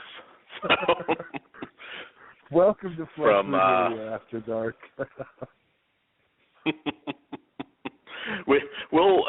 I was going to say, I know we're going to probably at some point have some interesting things to add to this segment, but that was from Debbie Does Dallas? Yes. Okay, that was. There you go. That makes sense. That's certainly golden era of porn, and as we kind of. It also comes up kind of blaxploitation-ish too. Also, I noticed that when listening. Yeah, that was kind of. It wasn't like that sort of sound. It could have kind of gone. Either way. It could have just as easily been in a Jack Hill, Pam Grier production, but it worked pretty good. I'm just saying, Poonies. We got to get the Poonies in there. I know you're going to shock me sometimes. Poonies, White Bun Busters. They had some good themes back in the day, so we'll try and bring them to you. And yes, this is our new segment. As I've kind of said in the past, because I know not all horror fans have an interest in these movies. It's not always a given, although I find a lot do kind of have an affinity for this era of erotica, which was, people forget. I mean, porn, it used to be legit films. In many cases, actually, even tonight, there were some that could be just as entertaining as a mainstream sex comedy, if not even more so in some cases. And there's a lot out there. Like I said, it's there was a time when obviously they still served the same basic purpose, but it wasn't without a story. So we'll kind of be bringing you this segment, not necessarily every week, but fairly often, and not just Golden Era. We might tackle, Burning Angel does some very good porn parodies. We may tackle those this week that really feel authentic to the actual movies they're parodying or TV shows. And so our first film for the evening is Star Virgin. And Star Virgin this one's from director Howard Zinn, who probably most people would know from the Flesh Gordon films. And this is from 1979, and in the not-too-distant future, the Earth and all humanity have been destroyed. All that is left of the human race is Star Virgin, an innocent girl living out her life on a spaceship with her robot companion and mentor. However, Star Virgin isn't content remaining innocent her entire life and pesters mentor into teaching her about the origins of life and sex, with maybe a bit more of a emphasis on the latter. As mentor reluctantly begins sharing his stories of lust, Star Virgin becomes less and less able to control her desires, leading to an outrageous finale. Directed by Howard Zinn, Star Virgin is a clever and funny anthology of vignettes ranging from Adam and Eve reimagined as a 1950s high school students to Count Dracula and his Nixon mask-wearing assistant, starring Hustler Honey, Kari Clark as Star Virgin, and featuring Hilary Summers, Mike Ranger, and Tantala Ray. Star Virgin is the adult comedy of the future. So this is one that I don't think I had ever seen before, strangely enough. I think this one is fucking hilarious. Oh, my God, did I have a fun time watching this. Todd, what did you think? Because I love this one. I did, too, and you kind of gave me the heads up, and I have to agree. It was pretty damn hysterical. Although when I saw Rocky Johnson's name in the credits, I was like, wait a minute. The Rock Dad. Yeah, he was a little desperate at that point. Tony Atlas fell off the wagon, and he did what he had to do. Yeah, definitely wasn't the same one, but yeah, it was. I mean, from the first segment, it was pretty damn hysterical. The first segment was the greaser. Yes. 50. Yes. Well, that was the first segment, but they kick it off with Star Virgin. Yes, this is true. Geez, honestly, it's almost like an anthology of the history of sex. Although I did, even the whole setup when their history's wrong. It was the very first Adam and Eve to the 50s. Yeah, but I don't know. That as stupid as that was, it just added to the charm. No, I know that's what made I was laughing. I was like, I get, because that's like something not everyone's going to catch. They're so far in the future. They screw up some facts from the past. I do have to. They got a little too happy with the fruit, I thought. Oh shit! Yeah, I was gonna say, I'm not exactly the type of person that gets off on watching bananas and peaches being mashed into a girl's cooch, but hey, And the other thing, I don't know if I should save it till we're done. That's good. I did notice this was very big back then. They really like to stick a pinky in the ass. That was it. That was just a pinky. Yeah, there was a little anal fingering action. Just the pinky. They weren't particularly rough, but I did when you got like these fucking mashed peaches everywhere, and he's sitting there fingering her, and there's even that line with I guess the snake, aka devil, in the tree. That was holy shit, that was just hilarious. Where he's mentioning lines like "slide that banana into her snatch, Adam." Just very just they're ignoring that there's this obese mustache snake in the trees, thinking nothing of it. This was. Yeah, that segment was hilarious. And I was cracking up the whole time. He was like, "You better not tell my boys." I was like, "Yeah, you don't want them to know you banged some girl in the garden." Yes, I was gonna say, why wouldn't I had that as a note too. This one, oh my God, there are so many. Like I have just. In my notes, I have like 2 pages of just funny shit that happened in this movie. Just literally just funny shit that happened. And yeah, I mean, but I was going to actually say though, even before that vignette, the opening. I mean, you see Star Virgin, kind of Barbarella with more camel toe, I guess we'll say. Yeah. I knew I was going to love the movie. The robot looks kind of like a tin foil mixed with a mattress bag. It's really terrible, but being a Doctor Who fan, it still kind of works. And yeah, I mean that first skit, I just thought was like, oh my God, there's no way the rest of it's going to be this funny. And sure enough, it was. And I guess going into the second segment. Which is it's black and white, silent. It takes place in Transylvania with this silent film opening. You got this random guy in a Nixon mask. I guess again, porn was being kind of doing some social commentary at that point, and you see Dracula. Somewhat unconvincing Dracula.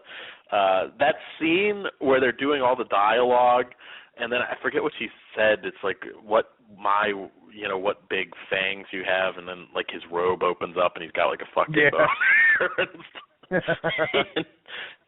He and Nixon start chasing her around the castle, and oh God, it was hilarious. And of course, Dracula and Nixon naturally end up double teaming her with some pretty funny sound effects. But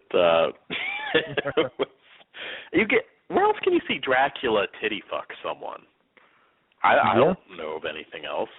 Gary Oldman didn't titty fuck anyone. Neither did Bela Lugosi. At least, not on film. This is true. I don't know what Bella was doing off on. Oh, Jesus Christ. Now I have images of Bella. There you go. You got Bela Lugosi titty fucking. While he's calling Karloff a cocksucker.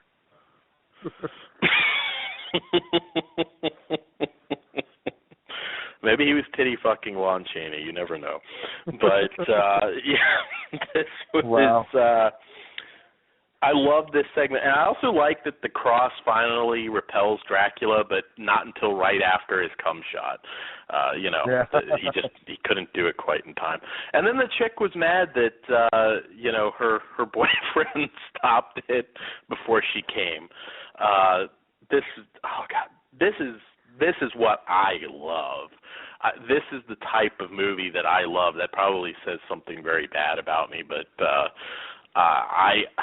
this is funnier than any Hollywood comedy this year. I laughed hysterically through the whole goddamn thing.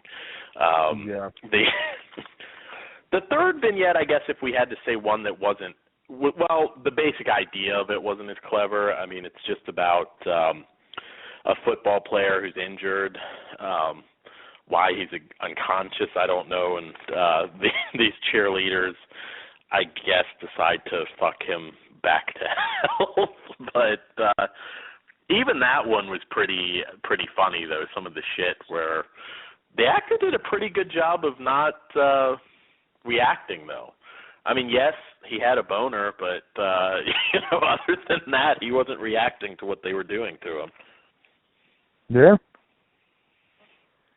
And I felt like maybe this movie got a little bit more porny towards the end, if that makes any sense. Yeah, it did. I mean, it definitely starts off a certain way, and and we do get to more straight up porn, I guess is the best way to put it. Yeah, which isn't a bad thing. The stuff in between with Star Virgin, I thought was pretty funny, and at one point we do get to see her stick a cheap lightsaber in her vagina, so there's things. that. Two things. One, they didn't light it up. I was kind of disappointed. Yeah, I wanted to right before she did it. and two, we didn't get a scene with her, which is normally what the build-up is and stuff like this. But I guess. Well, I have a theory on that, though. All right. Well, she doesn't have any other porn credits. She was a hustler model, so I think it was a case of I'm not going to actually have sex. I'll diddle myself, but that's it. Kind of a Darian Kane scenario for some of her later things. I kind of got that vibe also. But I mean, I'm not being my first time seeing this. Going in, you kind of just that's the standard way it's done. You know what I mean? Mhm. Yeah, I kind of expected she'd give in at the end. I actually kind of thought the robot was going to bang her. So did I. I don't know how they would have worked that out. I kind of figured maybe the robot would get a Hummer or something, I'm glad to know our minds work pretty much the same on that. I was expecting a robot. There we go. So I guess technically there's a minor complaint. The first two segments were the most clever, but it was still funny towards the end. Yeah, I wasn't even saying that as a complaint. I was just saying that as something I noticed. What'd you think of the Ecstasy Club scenario with Keiko and Ginger, which was kind of just very, very 80s group of, or very, very, well, I guess 70s group of dudes that double team these chicks in a strip club. Yeah, that was interesting. That's where we get the more of the porny aspect. I could say that's unrealistic, but from personal experience, I can tell you there is I'm not saying that I engaged in that, but there is, at strip clubs there is some other activity that goes on in the private room area. So it's not, I feel like maybe back then there was a little bit more of that, although I'd feel a little bit weird next to some white dude with a throw getting it on 2 feet from me. That might be a bit of a turnoff, but it does happen. I will say it's a really seedy place back where I moved from in well, not Martinsburg. I guess it was in Shepherdstown, but where they do how should I put it? Shorts on blowjobs, if that makes any sense. So it's like it kind of reminds. It's like you can't take it out, but there you go. But anyway, that's my personal story. Stuff like this does happen, and anyway, it was really funny. You're in like the strip club capital of the world now. Oh, I am. But you know what's funny? I'm in the suburbs. So there really aren't any strip clubs in the suburbs. Now, of course, half hour away, Atlanta, there's a ton.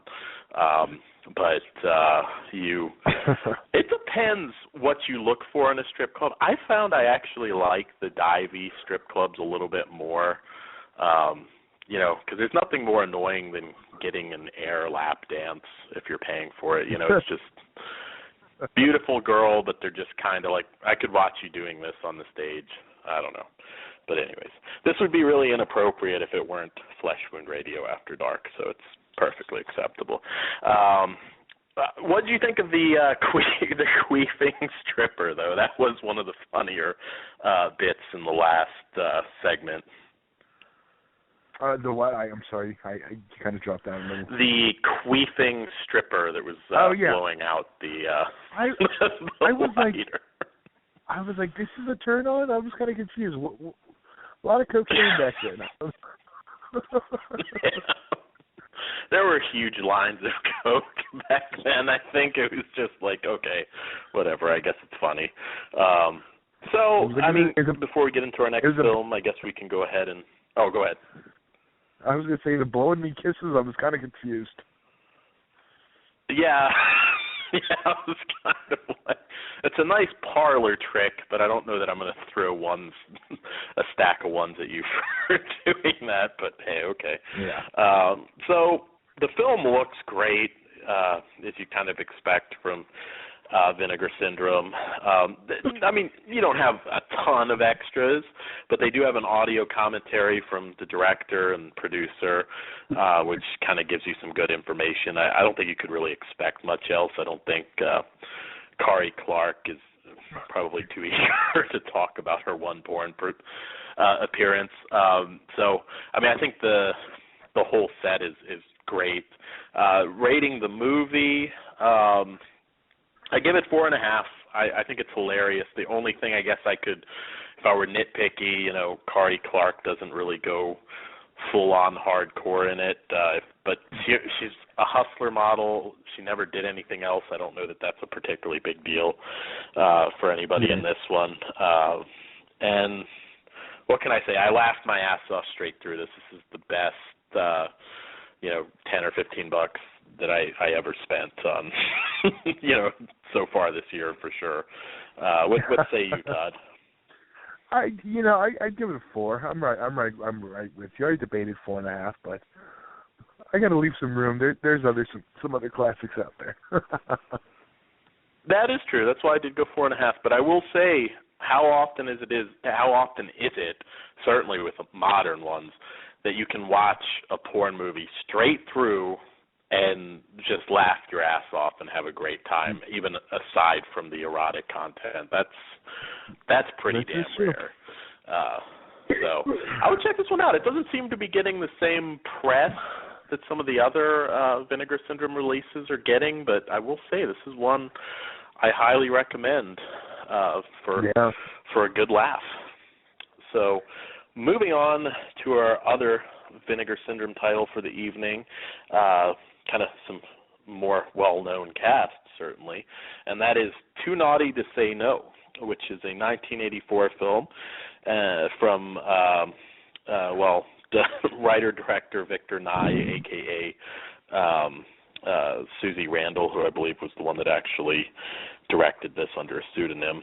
And from the back cover, beautiful and young Catholic schoolgirl Betty, played by Angel, is waiting to meet her friend for an innocent and fun-filled weekend.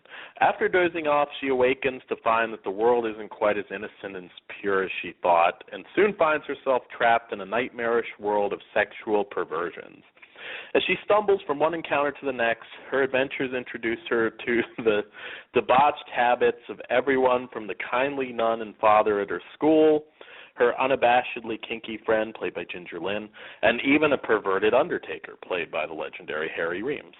Inspired by the writings of the Marquis de Sade and produced by internationally acclaimed erotic photographer Susie Randall, Too Naughty to Say No is a devilishly clever story of sexual awakening filled with some of the biggest names of the 80s, including Jamie Gillis, Lois Ayers, Bunny Blue, Raven, Eric Edwards, and more. Vinegar Syndrome presents this restored in its original aspect ratio for the first time on DVD. So I'm a huge Ginger Lynn fan. I've met her, I guess 3 or 4 times from the AVN Expo and Award Show in Vegas to Chiller to Monster Mania. She's really, really cool, really fun lady. I still remember one of the most shocking sights at a convention was seeing her line longer than Danny Glover's. And Glover was like right next to her too, so I was like, holy shit. The dude was in Lethal Weapon. But I have to say, I was probably just as excited to meet Ginger Lynn. Todd, are you a big Ginger Lynn fan? And what did you think of this one? Well, I don't think I am as much as you. I do enjoy some of her work. Yeah, this was definitely more of that classic era that I kind of enjoy. I do prefer the humorous ones. I mean, I won't lie. I mean, compared to Star Virgin, I mean, they're totally different films. Oh yeah. But this one, also, how do I describe it? It was also a different format, kind of, than the standard. Okay, let's just go bone, which is something, which is kind of like why we're picking these titles, because they are different. It is, still true filmmaking. Then, like you mentioned. I do want to ask how many sittings did it take you to watch it? I'm kidding. 4 or 5. Okay, I figured at least.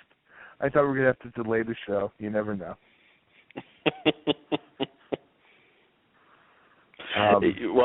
Yeah. This one also had, if I recall, I don't know if it was a pinky, but you did have the anal fingering staple that you brought up earlier as well. Jamie Gillis gets in on that with Ginger. I'm telling you, it had to be, 70s, 80s thing. I mean, now that, they don't even bother with that. Because now, if you're using a digit, it's a warm up. Yes.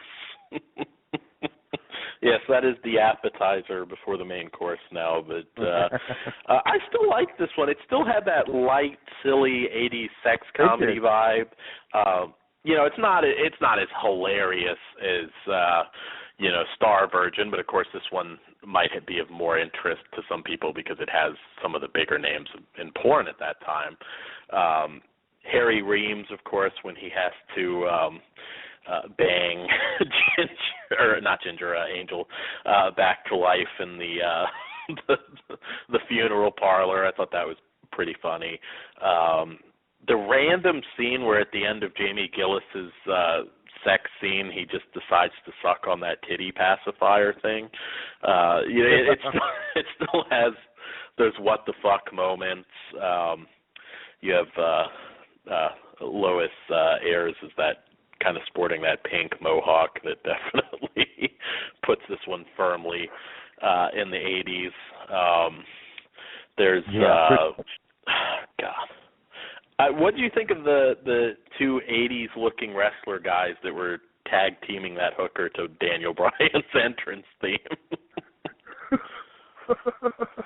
I admit that made me laugh. That did. They kind of looked like a West Hollywood Demolition too. It was very There's a gimmick there, Todd. I'm pitching that one for UEW too. West Hollywood Demolition. That is something. There you go. Hey, you know, you got to get in a new tag team and just tell them you're going to be. You know, you can do the same outfit, just assless chaps. I mean, it'd work. I think they may have already showed up on Saturday. There you go. There you go. I think we just tune into Hellraiser Radio if you want to hear more about that. But yeah, I mean, I will say probably my favorite scene in this at the end. Well, maybe it tied with Harry Reams having to bang her back to life in the funeral parlor. But the lesbian scene in the car at the end, which was funny. I mean, aside from it being a lesbian scene, which is, you know, we all love our lesbians, it's just another very random scene where the girls are getting it on, and then there's a whole bunch of dudes that are just masturbating and ejaculating all over the car. It's not the most appealing thing as a sex scene. I mean, it's kind of like you're watching this thinking, wow, you're getting it on while like some bird is having a rectal blowout on your car, but it was just funny. I mean, you just don't see these very silly, random things. I mean, at one point it's particularly nasty because I think a guy's face actually touched the windshield after he finished, but it was pretty amusing. I have to say I definitely prefer Star Virgin, but I would still consider this one a must pick up for Golden Era enthusiasts. Ginger Lynn certainly, she's not my favorite, but she certainly ranks up there. I'm a big Nina Hartley fan, but who's your favorite for the Golden Era, Todd? Oh shit. I guess technically Pius Snow would be our favorite, the soon-to-be Michelle Bauer, but I don't know if I'll count her or not. I can't. Her name is escaping me. Pretty Peaches. Desiree Coteau? Yeah, there you go. I don't know if I have a top, but she's definitely one of my favorites. Yeah, I'm a big Nina Hartley guy, which is weird because I'm not always all about the blonde, standard looking, but I always enjoyed her performances. But it's only because Dan doesn't want to say Tracy Lord to go to jail. There you go. You can only say I was a fan of Tracy, or Tracy, I love you. You can't really. You have to specify. You're not. No, not those. Just that. It was okay. It was legal. New Wave Hookers? Who opened that? What's her name? Who did they replace her with? I don't even remember. That one's still out. I mean, she was only in the opening. Yeah, they have released some she was in that they've edited her out of. Obviously, there's some, you edit her out. It's not much of a movie, but I know there are some where they edited out the scene, and you can still get them, but. I know New Wave Hookers was probably the highest profile because she was on the poster, and they just swapped her out. She was only in the pre-credit sequence, and they just swapped her scene out and reshot it. But yeah, there are quite a few. I was reading the history on her, or was it a documentary I saw? It's very interesting stuff out of. A lot of interesting. There are still people that hold one hell of a grudge with her for that time because it was like the entire porn industry was going to get shut down. I mean, it was like a pretty big story. It almost did, I guess. Yeah, it almost killed it. I mean, her. We talked about Tom Byron before. That was what her boyfriend at the time, or was one of, one of them. Yeah. Well, I mean, towards I don't know if she was together. They were together. What had happened? But I mean, so I mean, he's not planning on, doing Sagittarian shit. Yeah. I don't know that you want to be Tom Byron in prison. So it was very, it was an interesting thing. I've met Tracy Lords too. She's a little more quiet, but pretty nice, and has had a bit of a career. So is Ginger Lynn. I should say Ginger Lynn's going to be in 31, Rob Zombie's new flick. Is Cherry, I believe, Cherry Bomb or something. So I am excited to see her in that, and I guess rating. Oh yeah, I was gonna say she was also very good in Devil's Rejects as a clown fucker. Yes. with her broken actress, leg, I will say. Yeah. It's actually weird. She signed my Devil's Rejects Last Supper poster, and she hadn't even watched the movie. She said, so hopefully she'll get to that. I was kind of like, wow, that's like really your biggest mainstream title. I'm surprised. Although there is Vice Academy too, so we can't forget about Vice Academy. Another classic. I think we may have to do that one in the future. Where's our Blu-rays and Vice Absolutely. Academy? Yeah, maybe we will get that. I was going to say, because that is out of print. But rating this movie, I still think it's definitely a well worthwhile pickup. It's not going to rank among the classics, but nonetheless, I enjoyed it quite a bit.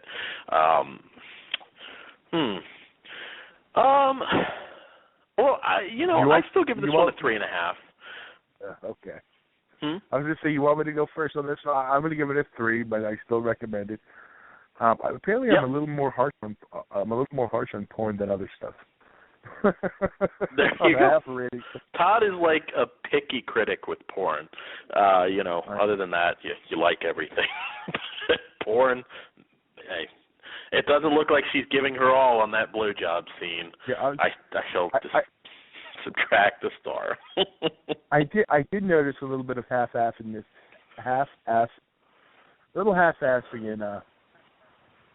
Oh shit. No, that was. Oh, okay. No, I'm thinking of Corruption. Vanessa Del Rio didn't fill into it. That was last week's. We didn't really Corruption really didn't work at all as a porn movie for me. No. It's still worth picking up for an example of a well-shot film, but that was more of an art film with, some porn elements. But I definitely recommend these. I think for my taste some more. Yes, I did leave that out in the other one because we were still trying to be somewhat clean in that review. I think that's why we created Flesh Wound After Dark. Cause it's like, well, let's do it at the end of the show, and we'll probably have to work out how we're going to do that when we start talking about Walking Dead again. But we'll figure that out. I think Walking Dead's February, Fear the Walking Dead's April. So those are we're coming up. Be talking about. But we got Valentine's Day is when Walking Dead returns. Oh, okay, sweet. Well, that's good. Yeah. If you're dateless, at least you have that to look forward to. So you don't have to be depressed. Hooker and Walking Dead. you got a date with Chris Hardwick when it's time to. There you go. That for anybody. Hey, if you're gonna go gay with Chris Hardwick. It makes sense. So, ladies, guys, whatever. Brings us to the end of our show for the evening. I know next week we'll be reviewing Thrill of a Kill, which is a kind of a micro-budgeted Norwegian gore flick, very much in the vein of a Bad Taste or Dead Alive. It should be a fun one to cover.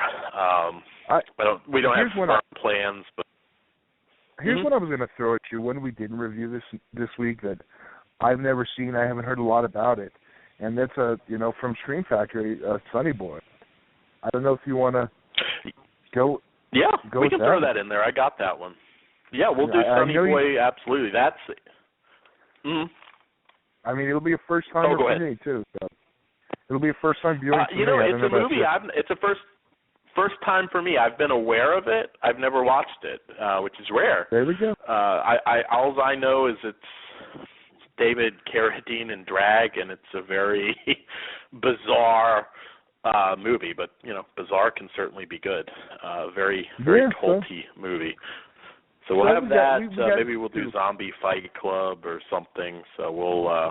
There's a few things out next week. I know we're not going to do it, but did you ever see Gorp? It's non-horror totally, but just to throw it out there. Have you ever actually watched that one? No. Did it come out, or does it come out Tuesday? It comes out Tuesday, I believe, and I was kind of interested in picking it up because it was like the first movie I think it is the first movie for Fran Drescher and Dennis Quaid. It was like a sex comedy, and I think I saw it way back when, but I don't really remember what I thought of it, so I know that. Actually, two seconds. Up the Creek is coming out, too. Real quick, okay, everyone, we're about to cut out, so if, we'll see you next week. Good night. And we're in the archives. Good night, guys. And turn into Hellraiser Radio. Yeah. So I think that's all we. Anything else we need to plug in this last minute, or did we catch everything, Todd? We got all right. everything. Well, we will see you guys next week, and be sure to tune into Calling Hours, and you can tune into Hellraiser Radio right now. Bye, guys. Yeah. Screw it. I'm going with this one. Good night, guys. Night. All right, well, apparently we can't play an outro, so... The following program is intended for mature audiences. Good night. Night.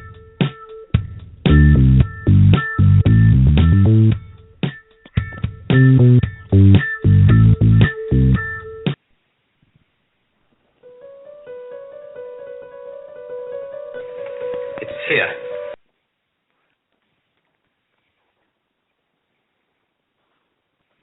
When you don't go to Geico.com, car insurance can be confusing. Like Swedish techno confusing. Bark, bark, meow, meow. Dance with me, purple cow. Bark, bark, meow, meow. Ooh, you lovely cow. Geico makes it easy. With 24/7 access, all you have to do is go to Geico.com and you could save money on car insurance. It just makes sense. Unlike, Dance with me, purple cow. I like your moves. Hi, I'm a helpful Southern California Honda person, and this holiday season we've been doing random acts of helpfulness, like giving out free Christmas trees, helping out at children's hospitals, and providing warm meals for the less fortunate. And during the Happy Honda Days sales event, we can help you too, with a great deal on an award-winning Honda, like the 2016 CR-V, a 2016 IIHS top safety pick. Click the dealer locator link to find a dealer near you, and go to SoCalHondaDealers.com to suggest a random act of helpfulness for someone you know.